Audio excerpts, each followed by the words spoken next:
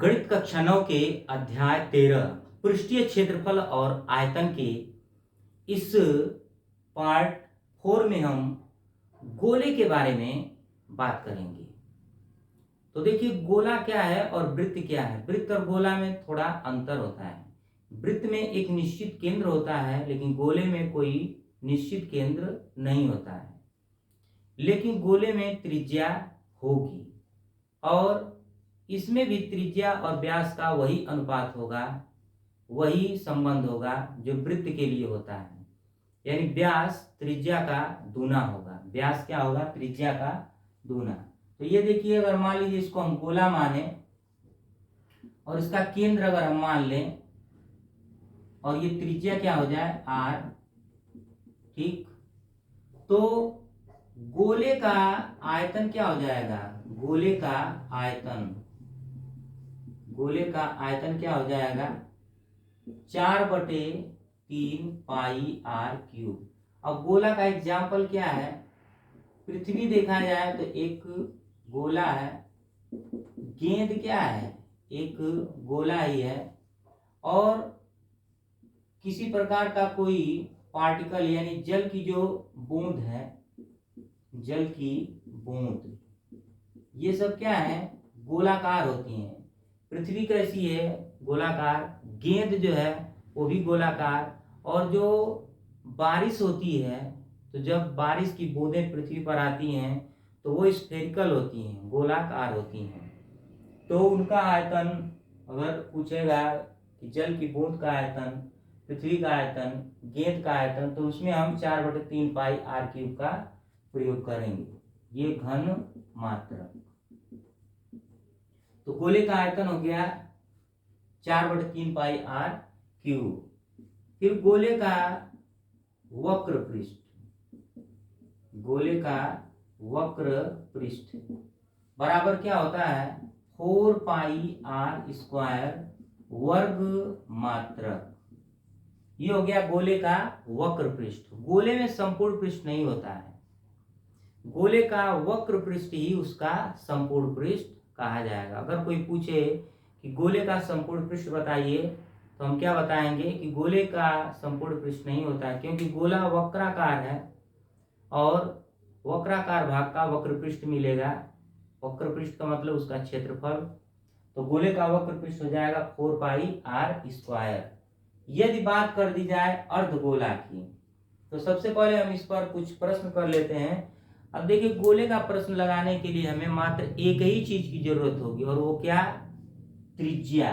कौन चीज की जरूरत पड़ेगी? त्रिज्या। और त्रिज्या ज्ञात करने के हमारे पास कई मेथड है। व्यास दिए होने पर त्रिज्या ज्ञात करना, परिधि दिए होने पर त्रिज्या ज्ञात करना, और वृत्त का क्षेत्रफल दिए होने पर त्रिज्या ज्ञात करना। तो हम तो अभी पहले, दूसरे, तीसरे और चौथे पार्ट में केवल और केवल फार्मूले पर बात किए हैं।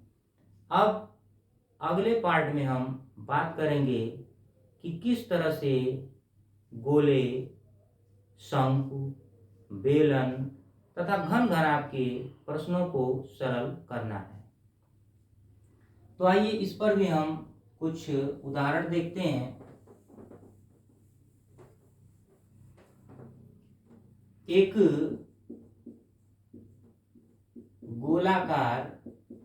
गोलाकार गेंद की त्रिज्या, गोलाकार गेंद की त्रिज्या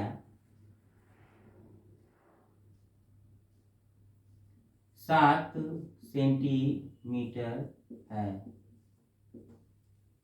उसका आयतन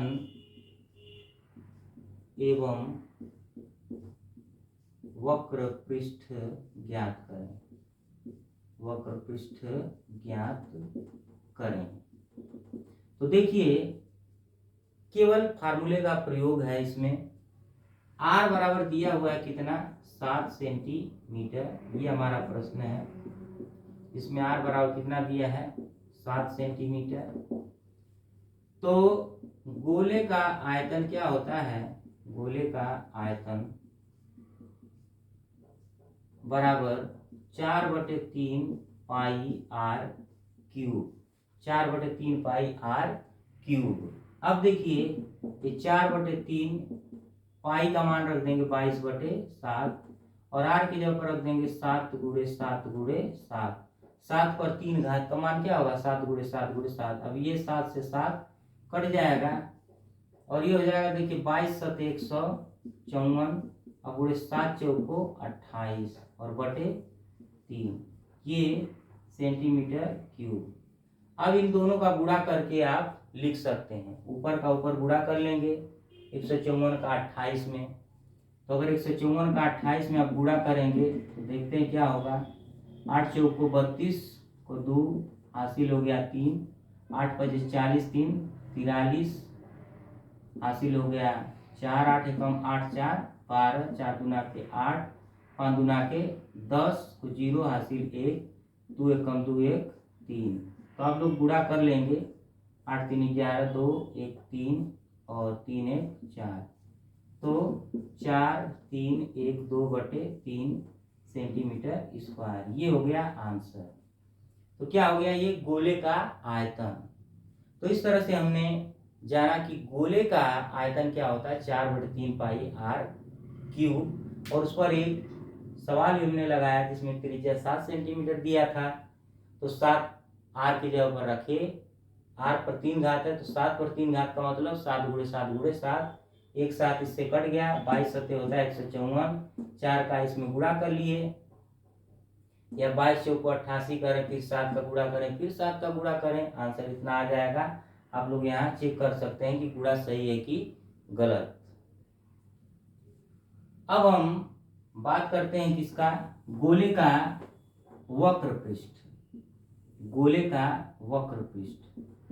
तो देखिए गोले का वक्र पृष्ठ क्या होगा। गोले का वक्र पृष्ठ बराबर 4 पाई आर स्क्वायर। तो 4 गुणे पाई का मान 22/7 और आर का मान 7 × 7। 7 से 7 कट जाएगा, 22 सत्ते हो गया 154 और गुणे 4। तो 4 चौको 16 को 6 हासिल 1, 5 चौको 20, 1 21 हासिल 2, 4 एकम 4 और 4 2 6 इतना सेंटीमीटर स्क्वायर।